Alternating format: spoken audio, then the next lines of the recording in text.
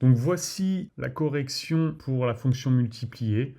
C'est très simple, hein. Deux arguments comme pour l'addition, qu'on peut appeler n'importe comment, et on a juste à mettre une étoile pour qu'il nous retourne le produit. On aurait aussi pu rajouter une ligne, par exemple, je sais pas, on aurait fait le produit est égal donc à xy, et donc retourne-nous le produit. Ce qui fait que multiplier, ça fera la même chose. Hop, on en fait un autre, 4.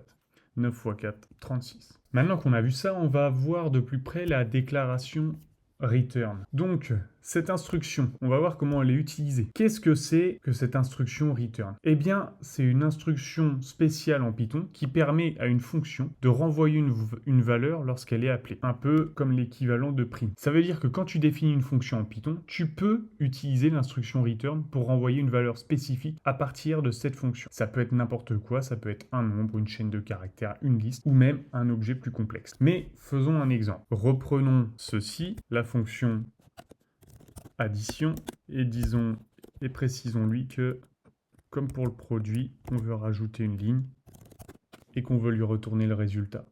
Dans cet exemple, on a appelé une fonction qui s'appelle donc addition et qui prend deux paramètres A et B. Ça ajoute donc ces deux nombres ensemble et puis ça renvoie le résultat à l'aide de l'instruction return. Maintenant que notre fonction addition renvoie un résultat, comment on peut l'utiliser? Eh bien, lorsque tu appelles cette fonction dans ton code, tu peux attribuer le résultat qui est retourné à une variable. Par exemple, résultat addition égale addition 5 et 3 pour nos deux arguments et print de ma variable. Voilà, on a utilisé donc la fonction, on lui a précisé deux arguments. Ça, ce résultat, on l'a mis dans une variable appelée résultat et on a demandé que ce résultat soit affiché, en l'occurrence 8. Maintenant, tu comprends l'essentiel de l'instruction return en Python et comment c'est utilisé dans les fonctions.